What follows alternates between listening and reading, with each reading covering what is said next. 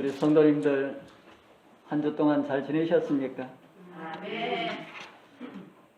갈수록 자꾸 코로나가 사람들을 힘들게 하는 것 같습니다.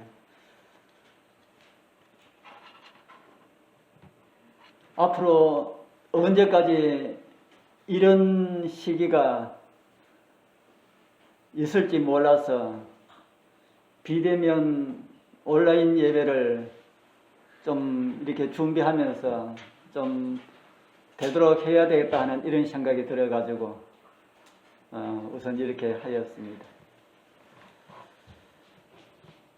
오늘 또 교회에 나오고 싶은 마음 많이 있지만은 교회에 참석하지 못하고 각 가정에서 우리 장유교회 채널을 통하여서 유튜브를 통해서 우리 함께 예배에 참여하시는 우리 모든 성도님들, 또 우리 주님 앞에 나오지 아니하면은 안 되겠다는 이런 심령을 가지고 우리 주님 앞에 나오신 우리 성도님들, 오늘 또 우리 하나님께서 주시기를 기뻐하시는 성령님의 감화, 감동하심이 우리 모두와 함께하기를 축복합니다. 오늘은 제가 이 캐롤을 또 좋은 거 하나 올려놨습니다. 우리 서준이와 선율이 아름다운 찬양으로 우리 하나님께 영광을 돌렸는데, 제가 세상에서 가장 아름다운 그런 찬양 하나 들려드리겠습니다.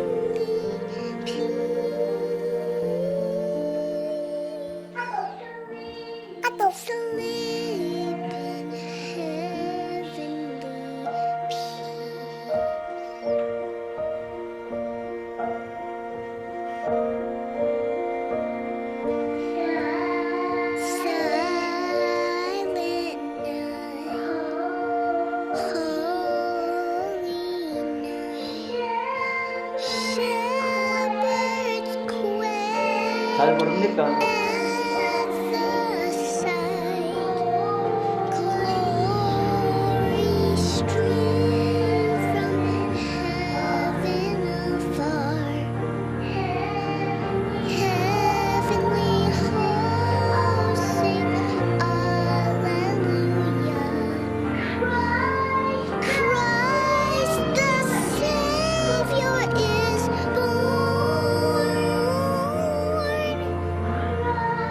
어쩌면 지금은 성인이 되어 있을 텐데 과학의 산물이 놀랍기가 합니다.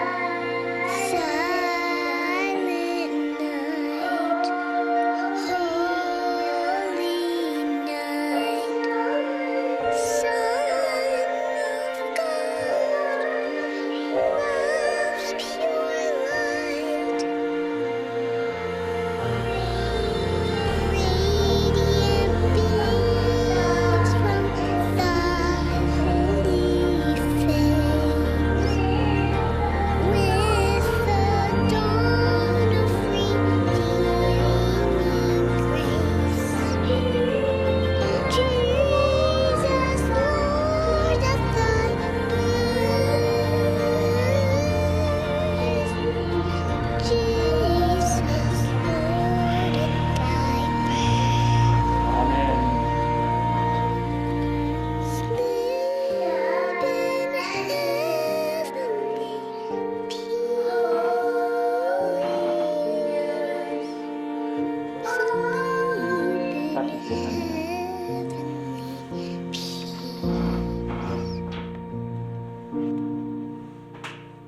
잘 부른 것 같아도 우리 선율이하고 서준이하고 부른 것만 못한 것 같네요.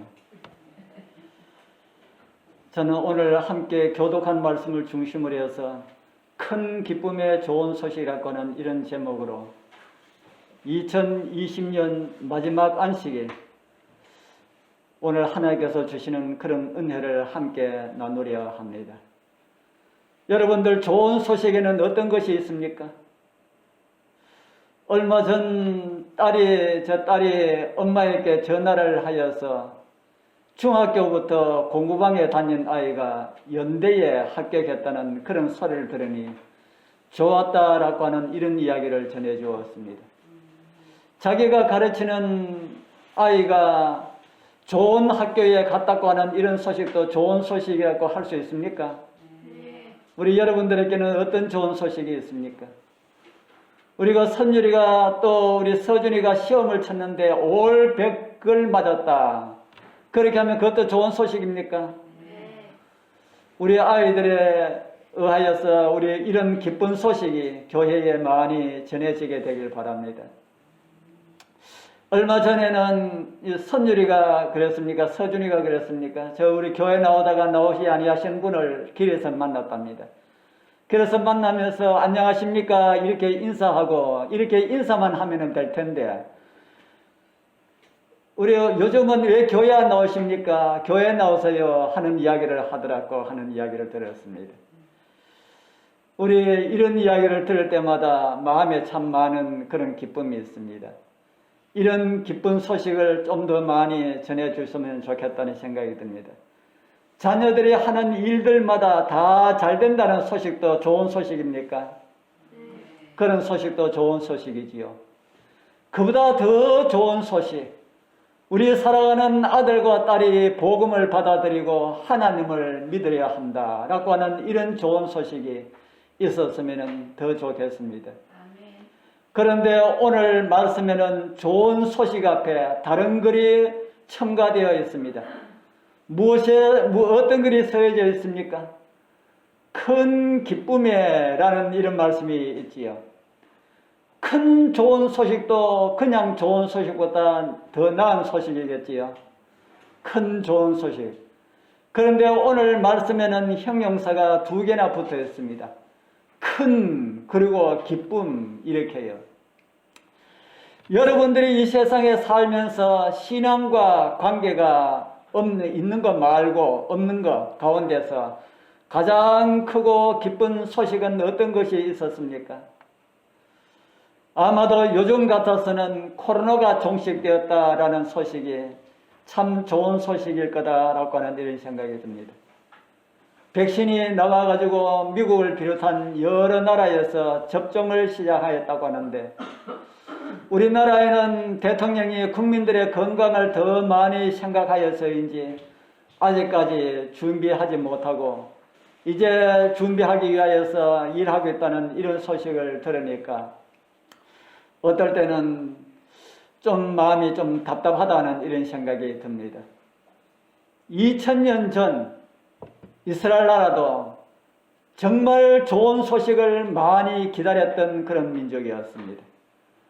바벨론에 의하여서 멸망당한 뒤에 고레스에 의하여서 해방령으로 고국에 돌아와서 성전을 건축하고 다시 시작하였지만은 페르시아를 멸망시킨 그리스에 의하여서 또다시 이스라엘은 많은 어려움을 당하였습니다.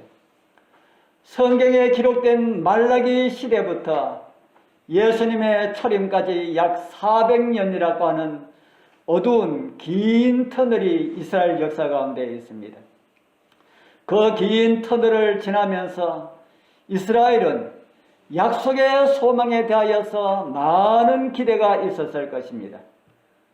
그런데도 성경에 능한 율법사들과 바리새인들은 성경을 왜곡하게 그렇게 가르침으로 백성들의 눈은 예언적으로는 감겨져 있었고요.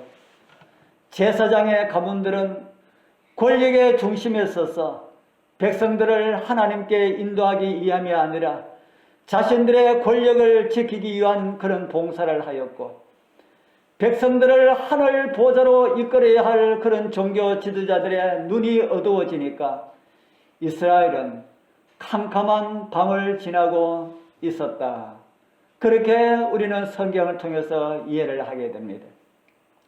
하나님의 예언의 시간은 구세주의 오실 시간이 임박하였는데도 구세주의 오심을 준비하거나 이야기하는 이런 백성들이 없었다 하는 것입니다.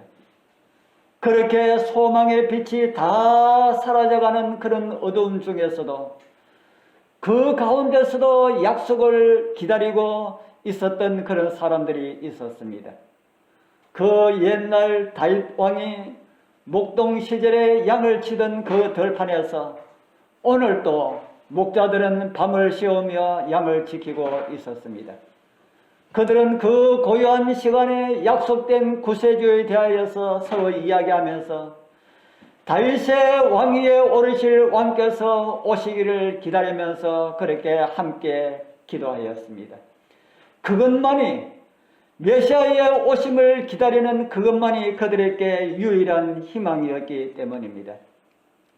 성경이 말하는 다윗의 자손이 오실 시기가 되었는데 그분은 언제나 오실까? 그리고 그분께서 오신다면 우리를 이 로마의 학정에서 우리를 구원해 주실 텐데, 그러나 교회를 바라보면 하나님의 종들이라고 하는 사람들을 보면 그런 때는 아득히 먼 미래의 일처럼 느껴졌습니다. 목자들에게 천사들이 나타났을 때는 바로 그럴 때, 바로 그러한 소망에 관한 이야기를 나누고 있을 그럴 때였습니다. 큰 기쁨의 좋은 소식을 전하는 천사들이 나타났을 때가 언제였다고 말씀드렸습니까? 오실 구세주에 대하여서 기도하면서 서로 대화할 때에, 오늘 우리가 살아가는 시대는 어떤 시대입니까? 예수님 오실 시기가 가까운 시기에 우리가 살아가고 있는 것 같습니까? 아직 먼 것 같습니까?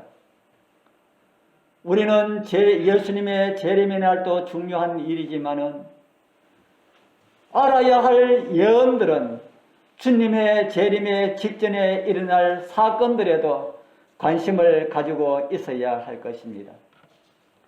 그런데 그보다 더 중요한 것이 있다면은 재림 선거라면은 성경이 말하는 기본적인 진리에 대하여서는 바르게 이해하고 있어야 된다는 것이 저의 바람입니다.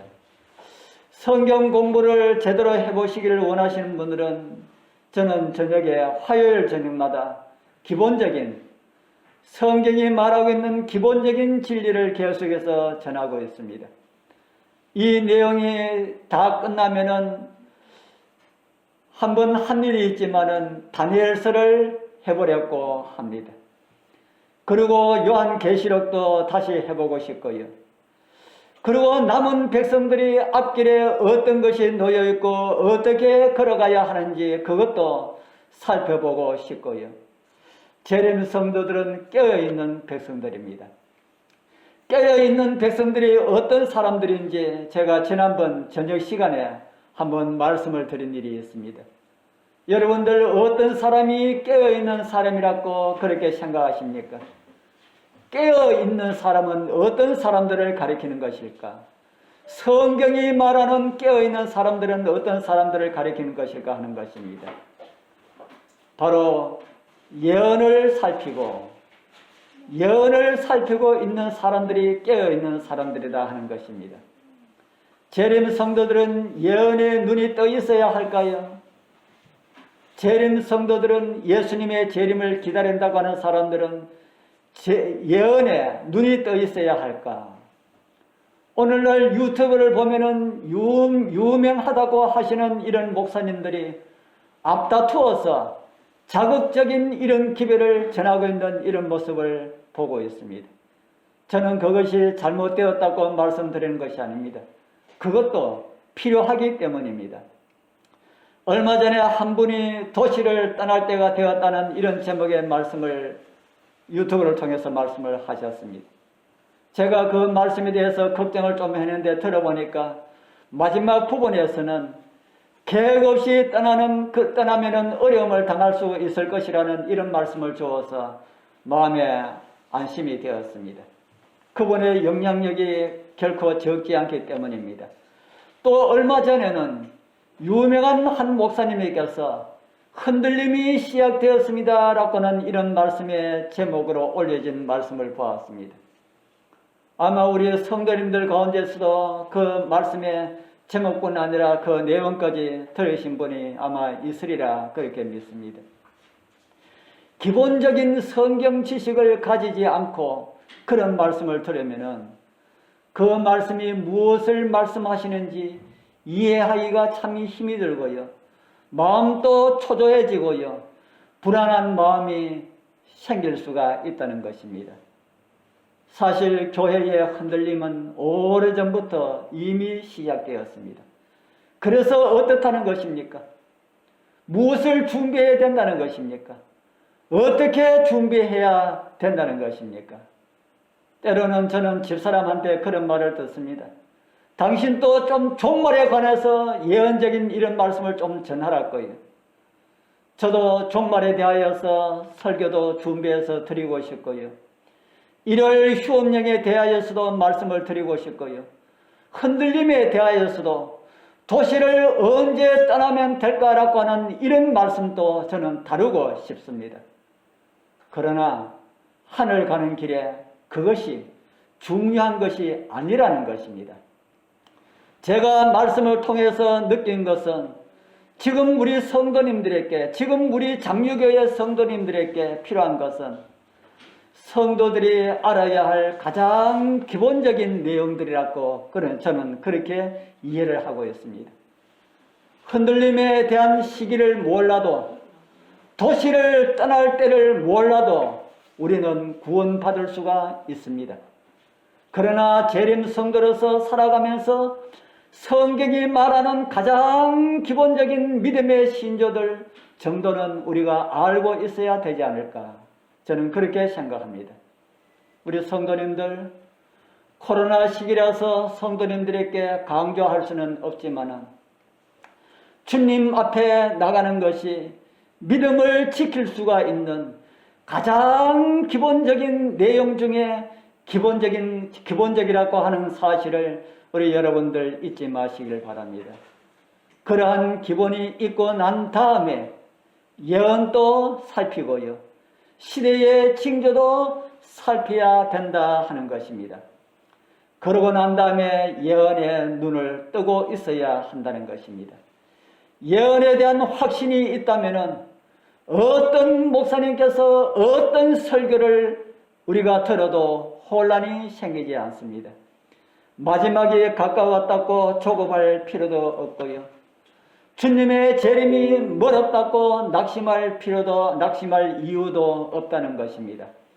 우리가 준비되면은 바로 주님 오실 수가 있기 때문이라 하는 것입니다. 그러나 어떤 사람에게는 준비와 상관없이 종말은 올 수가 있습니다. 그래서 우리는 매일매일 믿음과 관련된 말씀을 나누고요. 주님의 재림과 관련된 그런 말씀도 나누고요. 어떻게 복음을 전해야 할지에 대한 말씀들도 나누고요.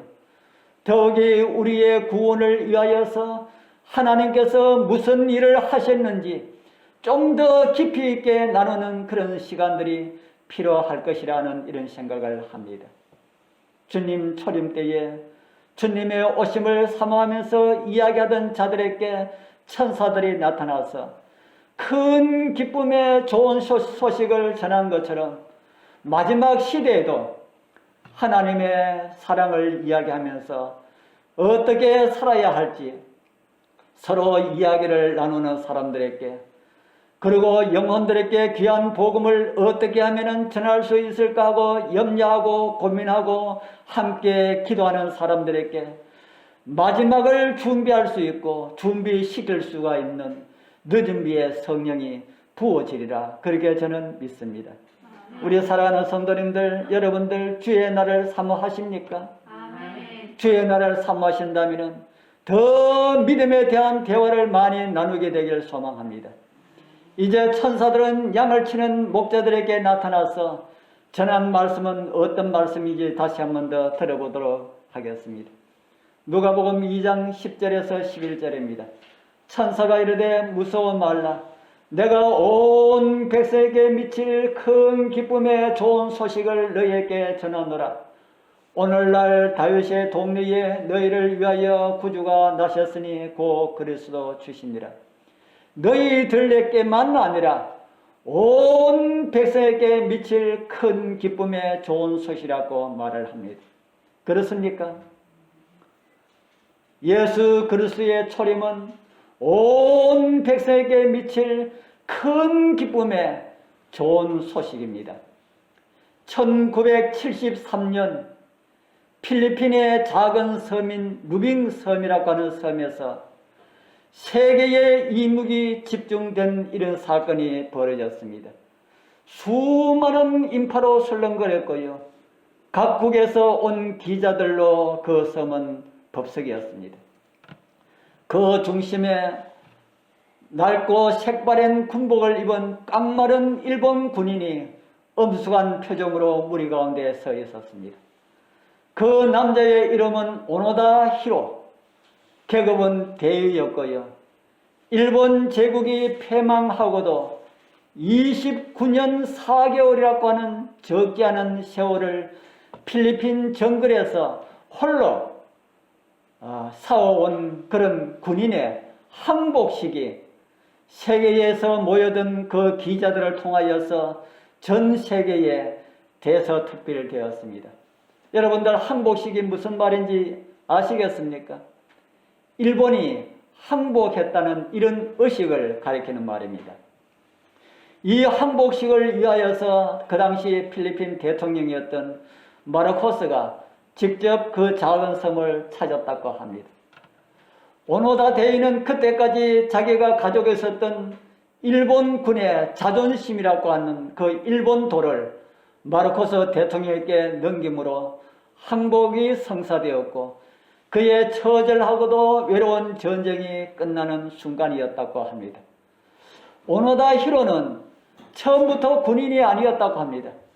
그는 중학교 졸업 후에 무역 회사를 다니다가 자연스럽게 영어와 중국어를 배웠는데 세계 제2차 대전 중에 1942년에 2등병으로 입대를 하였는데 군대에서 외국어 능력을 크게 인정받아서 육군 나가노 학교를 나오고 정보장교로 임관되었다고 합니다. 그리고 그가 부임한 곳이 필리핀 루방섬이었는데 240명의 부대원을 이끄는 그런 중대장으로 부임하게 되었습니다. 1945년 2월 필리핀을 빼앗긴 미군이 대규모 반격을 개시하면서 이 오나도 대위가 있던 이 루빙 섬도 미 해군의 함포들이 미친듯이 쏟아붓는 그 포탄으로 의하여서 이 부대의 모든 부대원들은 거의 전멸당하였고 오노다 대위는 겨우 4명의 병사와 함께 산으로 도망쳐서 목숨을 부지했다고 합니다. 오노다는 전투가 있기 전에 본국으로부터 어떤 일이 있어도 절대로 자결하지 말고 항복하지 말고 지원군이 올 때까지 루방섬을 사수하라는 이런 명령을 받았기 때문에 지원군이 올 거라고 굳게 믿었다고 합니다. 그렇게 4명의 병사와 함께 저항 아닌 생존을 이어가던 중에 히로시마 나가사키의 원자폭탄이 투하되었고요. 1945년 8월 미 해군의 함선인 미주리 함에서 무조건 항복에 서명함으로써 일본이 패망되었습니다. 대부분의 일본군은 연합군에게 무기를 내어주고 투항했지만은 외딴 섬이나 정글에서 본국과 소식이 끊긴 일본군들은 전쟁이 끝난지도 모르고 그렇게 싸우고 있었다고 합니다. 그래서 확성기나 전단을 살펴서 일본군 패장병들에게 투항을 하라고 이렇게 시켰는데 이 오노다 대위 일령도 그 전단을 접하게 됩니다. 일본군은 투항을 막기 위하여서 미군은 투항자들을 잔인하게 고문하고 죽인다고 이렇게 가르침을 받았기 때문에 이에 세뇌되었던 것이 크게 작용되어서 그들은 절대로 투항하지 아니하고 더 깊은 산으로 그렇게 도망을 가서 살게 되었습니다.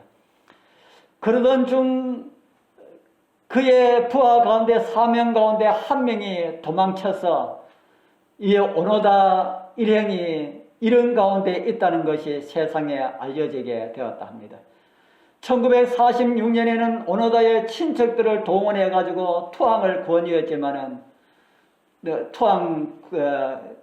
그들이 투항하는데 실패하였다 합니다. 이에 필리핀 군경 토벌대가 투입되어서 또다시 싸움이 이렇게 전투가 일어났는데 이런 것을 통해서 이 오노다 대위는 아직까지 전쟁이 끝나지 않았다고 더욱 확신하게 되었다고 합니다.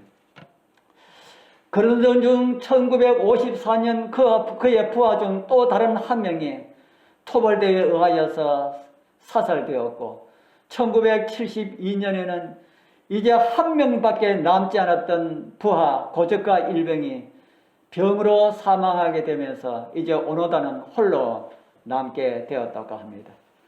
토벌군은 의도적으로 일본에서 얻은 이런 많은 신문 기사들 또 잡지책을 그 주변에 흘려놔놓고 이제 전쟁이 끝났다고 이렇게 알려주었지만은 이런 모든 것은 나를 끄집어내기 위한 미군의 그런 작전이라고 그렇게 생각하고 그것을 받아들이지 않았다고 합니다. 그 가운데 서직기 오노라고 하는 한 대학생이 이 사람을 설득하겠다고 해가지고 찾아와서 설득을 하였습니다.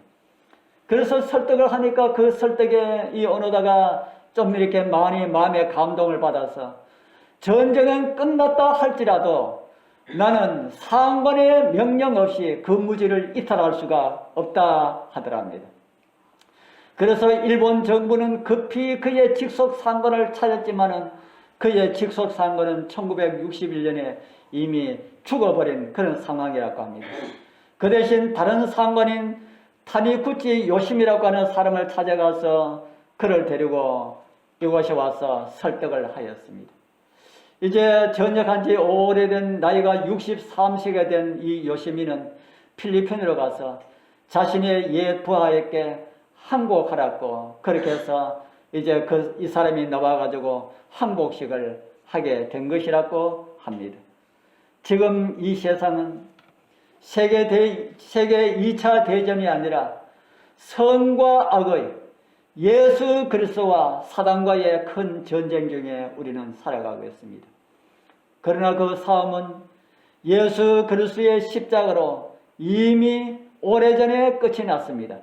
성경은 이런 정보를 우리에게 들려주고 있습니다. 누가복음 10장 18절입니다. 예수께서 이르시되 사단이 하늘로부터 번개같이 떨어지는 것을 내가 보았노라. 무엇이 하늘에서 떨어졌다고 합니까? 사단이 하늘에서. 여러분들이 아시는 것처럼 하늘에서 전쟁을 일으킨 사단은 하늘에서 1차적으로 쫓겨났습니다. 하늘에서 쫓겨난 사단은 지구에 들어와서 아담을 넘어뜨려 죽게 하였고 아담의 자리를 차지하여서 하늘 우주 장자들의 총회에 지구의 장자로 참석하는 그런 권리를 얻어서 하늘에 참석하게 되었습니다. 그렇게 잃어버린 아담의 장자 권리를 되찾아서 아담에게 주시기 위하여서 예수 그리스도께서 오셨습니다. 이제 있을 십자가 사건이 일어날 때에 사탄이 완전히 패하여서 하늘에서 영원히 떨어지게 될 것임을 주님께서 보셨다고 누가복음 10장 18절에서 우리에게 말씀을 해주고 있습니다. 예수 그리스도께서는 완전히 이기시고 아담이 잃어버렸던 지구의 장자권을 되찾으셨습니다. 그리고 지구의 역사가 다하고 우리 주님 오시어서 주님 안에 잠들어 쉬고 있는 백성들을 깨우시고 살아있는 의인들을 데리러 오실 때에 아담을 일으키시어서 잃어버린 지구의 장자권을 다시 부여하게 될 것입니다. 이제 사단은 자기의 부대가 다시 일어설 수 없도록 완전하게 패배된 사실을 알고 자기 부하들에게 철저하게 세뇌 공작을 하여서 그리스도의 승리의 사실을 인정하지 못하도록 하고 있습니다. 그래서 죄악 세상에서 죄의 방종이 사단이 쳐놓은 멸망에 가정한 것인 줄 알지 못하고 살아가고 있는 수많은 사람들이 있다는 것입니다. 오노다 대위가 이미 끝난 전쟁에도 전쟁이 끝이 난 줄 모르고 숨어서 패잔병의 생활을 하였던 것처럼 지금도 전쟁이 끝이 났으면서도 그런 것을 알지 못하고 살아가고 있는 수많은 사람들이 있다 하는 것입니다.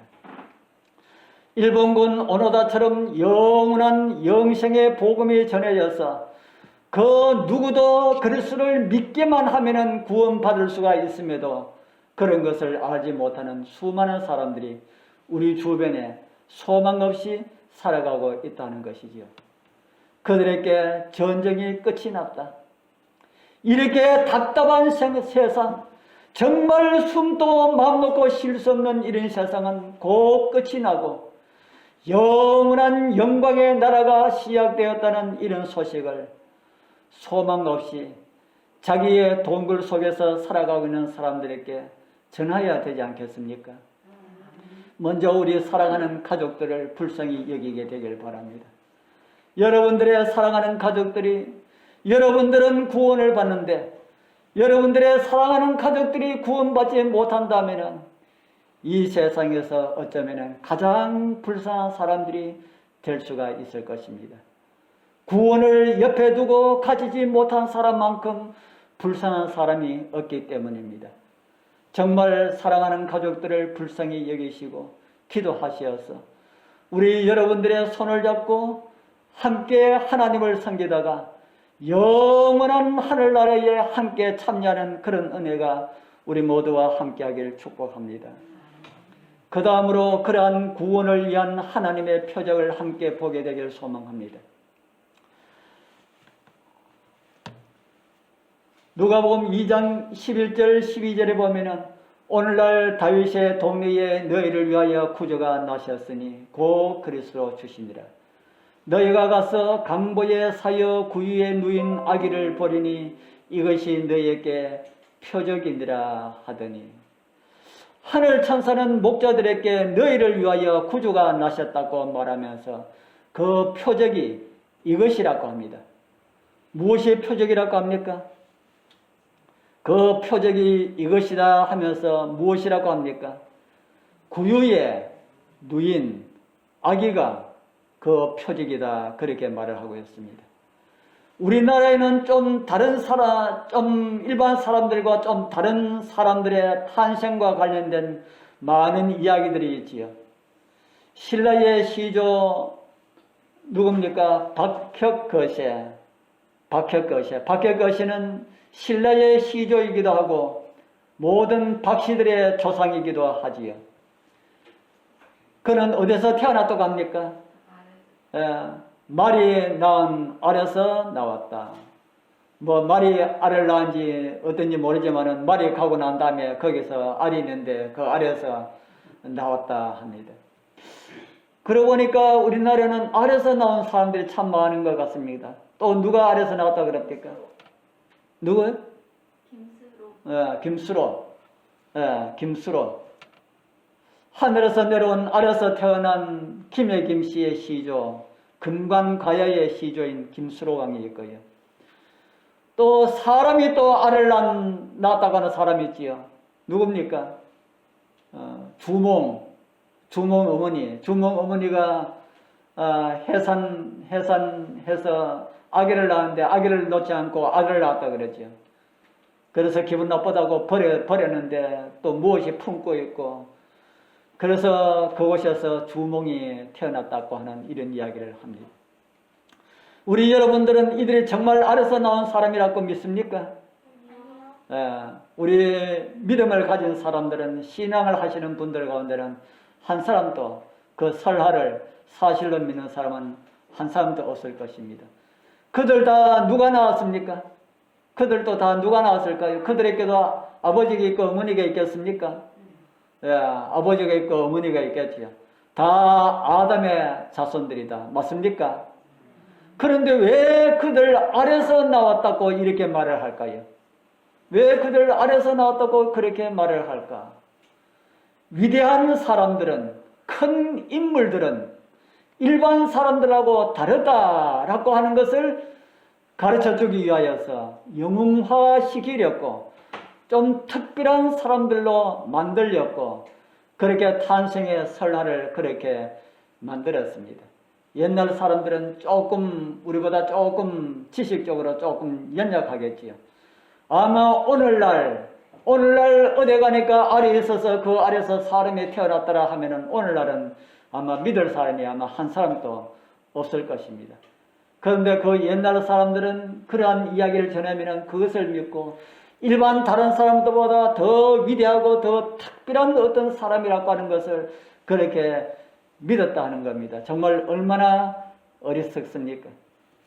그런데 하나님께서는 왜 그렇게 사람들이 원하였던 그런 방법을 쓰지 않으셨을까? 어떻게 특별하게 이렇게 태어난 것을 사람들은 원하고 그것을 기대하고 하는데 하나님께서는 세상에 위대한 구원자로 오시면서 왜 그런 방법을 쓰지 아니하셨을까? 왜 그러셨을까요? 하나님 성경에 보니까 뭐 못하시는 하나님이다 라는 말씀이 있습니다. 뭐 못하시는 하나님이라 합니까? 예. 같이 한번 읽어보겠습니다. 이는 시작. 이는 하나님이 거짓말을 하실 수 없는 이 두 가지 변치 못할 사실을 인하여 되었습니다. 무엇을 하실 수 없다 합니까? 거짓말을 하실 수 없다.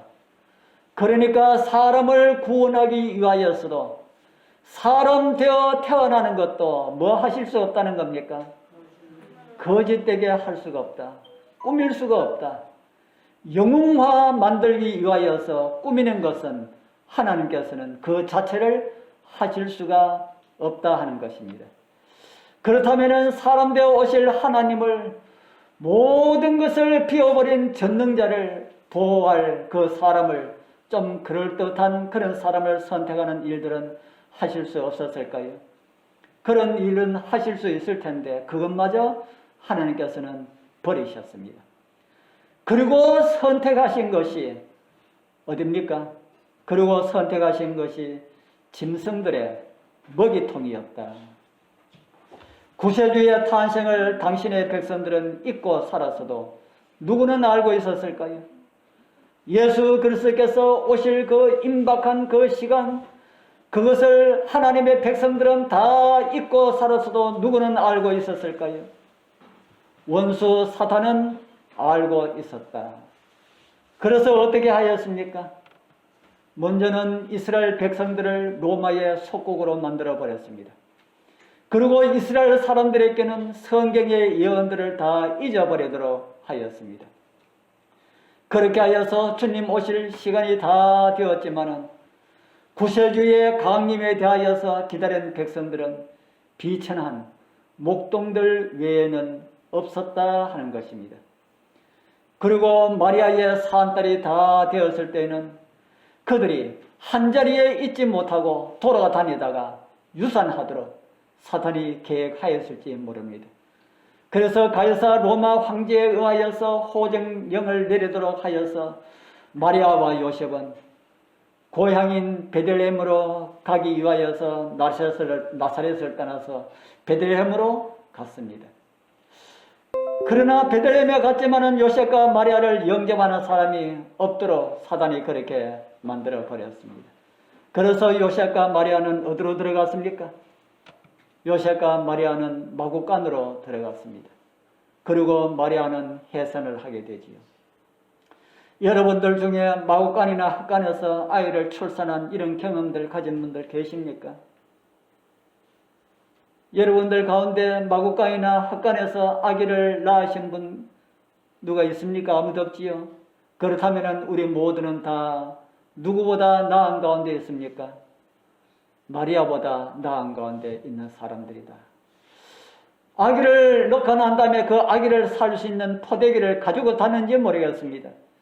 그런지 모르지만은 태어난 아기를 두기에 가장 적합한 장소를 찾다가 말구유를 선택하게 되었다. 그래서 인류를 구원하기 위하여서 자기를 비우신 하나님께서 어디에 누우셨습니까? 구유에 누우셨다. 그 어리신 예수 누울 자리 없어. 그 귀하신 몸이 구유에 있네. 구유에 누인 아기가 이것이 표적이 될 것이다. 천사들이 목동들에게 그렇게 말을 하였습니다. 이제 양을 치던 목동들은 천사의 가르침을 받아서 베들레헴으로 갑니다. 그리고 구유에 누이신 아기 예수를 만납니다.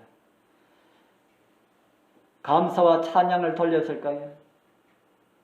그들에게 귀한 소식을 전해준 천사들이 떠난 후에 그들의 행동의 모습을 성경은 이렇게 기록을 하고 있습니다.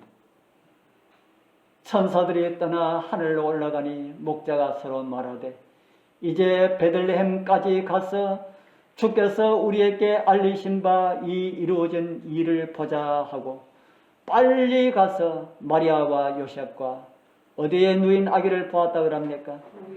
구유에 누인 아기를 찾아서 보고 천사가 자기들에게 이 아기에 대한 말한 것을 고하니